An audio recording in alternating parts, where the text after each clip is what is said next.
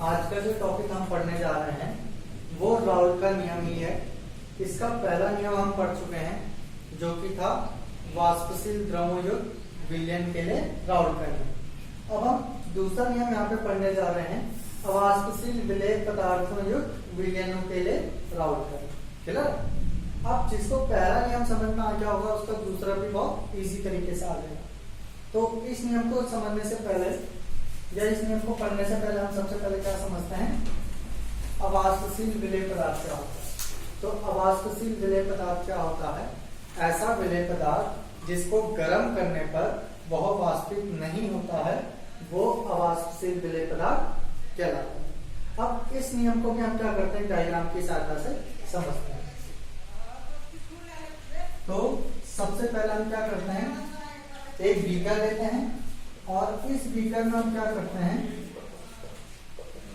अवाष्पशील विलेय पदार्थ द्रव्य विलयन लेते हैं। इस बीकर में हमने क्या करा, अवाष्पशील विलेय पदार्थ द्रव्य विलयन लिया और ऊपर से हम क्या करते हैं, एक प्लेट रख देते हैं और बर्नर की सहायता से हम क्या करते हैं, इस बीकर को गर्म करते हैं। जैसे ही बर्नर की सहायता से हमने इस बीकर को गर्म करा और क्योंकि इसमें जो विलेय पदार्थ है वो अवाष्पशील है, इसीलिए जो वाष्पित होगा वो क्या होगा, केवल विलायक होंगे। है ना? क्योंकि विलेय क्या है, अवाष्पशील है, तो केवल जो विलायक होंगे वो ही वाष्पित होंगे। इसका मतलब यह है कि इस प्लेट पे जो दाब आरोपित करे गए वो केवल कौन से आरोप करेंगे, विलायक आरोप करेंगे। केवल विलायक ही इस प्लेट पर दाब आरोपित करेंगे।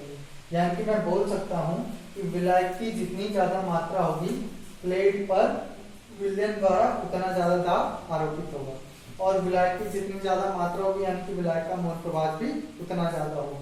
यानी कि किसी भी अवाष्पशील विलेय पदार्थ युक्त विलयन में विलयन द्वारा आरोपित जो दाब है वो विलायक के मोल प्रभाव के समानुपाती होता है। यही है राउल्ट का दूसरा नियम। किसी निश्चित ताप पर एक अवाष्पशील विलेय पदार्थ युक्त विलयन का वाष्प दाब विलयन में उपस्थित विलायक के मोल प्रभाव के समानुपाती होता है। यानी कि विलयन को जो वाष्प दाब है P वो समानुपाती है विलायक के मोल प्रभाव के। वो विलायक के मोल प्रभाव के क्या है, समानुपाती है। और जब समानुपाती का चिन्ह हटता है तो यहाँ पे एक इस तरह का आ जाता है जिसे हम क्या बोलते हैं, P नॉट और मोल प्रभाजक विलायक। और एक फॉर्मूला हम पढ़ चुके हैं, मोल प्रभाजक विलेय प्लस मोल प्रभाजक विलायक बराबर कितना होता है, 1 होता है। और मैं मोल प्रभाजक विलायक की जगह क्या लिख सकता हूं, 1 माइनस मोल प्रभाजक विलेय। यानी कि P बराबर क्या हो जाएगा, P नॉट और मोल प्रभाजक विलायक की जगह 1 माइनस मोल प्रभाजक विलेय हो जाएगा। अब इस P नॉट को इसके नीचे लेकर आओ, P अपॉन P नॉट बराबर कितना हो जाएगा, 1 माइनस मोल प्रभाजक विलेय। अब मोल प्रभाजक को इधर लेके आ जाओ और P अपॉन P नॉट को उधर लेके चल जाओ, तो मोल प्रभाजक विलेय बराबर कितना हो जाएगा, 1 minus P upon P not हो जाएगा। अब एलसीएम ले लो, तो मोल प्रभाजक विलेय बराबर एलसीएम आ जाएगा P नॉट और यहाँ पे क्या आ जाएगा, P नॉट माइनस P। यानी कि मैं बोल सकता हूँ P not minus P upon P not बराबर मोल प्रभाजक विलेय। तो यहाँ से क्या हो गया, एक फॉर्मूला निकल के आ गया। अब इसमें समझता हूँ इसमें कौन सी चीज क्या है। तो जो P है इसको क्या बोला जाता है, इसको बोला जाता है विलयन का वाष्प दाब। क्लियर है? और P नॉट को क्या बोला जाता है, शुद्ध विलायक का वाष्प दाब। शुद्ध विलायक का वाष्प दाब P नॉट माइनस P, इस पूरे की वैल्यू को क्या बोला जाता है, P नॉट माइनस P की। वाष्प दाब में अवनमन। क्लियर है? और P not minus P upon P not, इस पूरी वैल्यू को क्या बोला जाता है, वाष्प दाब में आपेक्षिक अवनमन, वाष्प दाब में आपेक्षिक अवनमन।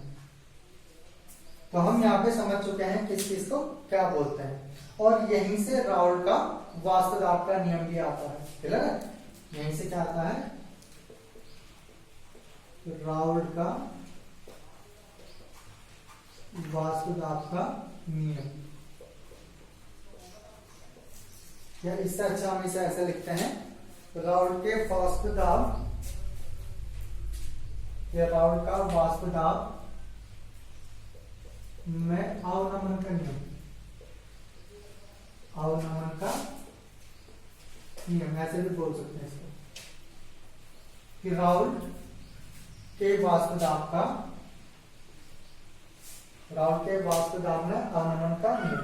क्लियर है? और ये नियम क्या बोलता है, P not minus P upon C not बराबर मोल प्रवाह जब मिले, यानी कि वाष्प दाब में आपेक्षिक अवनमन विलयन में उपस्थित विलय के मोल प्रवाह के बराबर होता है। और यही नियम क्या कहलाता है, राउल्ट के वाष्प दाब में अवनमन का नियम। यानी कि और विलयन कैसा होना चाहिए, अवाष्पशील विलय पदार्थ, यानी कि मैं बोल सकता हूं ए अवाष्पशील विलय पदार्थ युक्त विलयन में वाष्प दाब में आपेक्षिक अवनमन, वाष्प दाब में आपेक्षिक अवनमन विलयन में उपस्थित, विलयन में उपस्थित विलय के मोल प्रभाज के बराबर होता है, मोल प्रभाज के बराबर होता है। क्लियर है? इसको हम क्या बोलते हैं, राउल्ट के वाष्प दाब में अवनमन का नियम। तो कभी कभी आपसे पेपर में सिर्फ यही पूछा जाता है कि राउल्ट के वाष्प दाब में अवनमन का नियम लिखो, तो आपने ये नियम लिखना है और इस फॉर्मूले के साथ ही साथ इसी के नीचे ड्राइव कर देना है।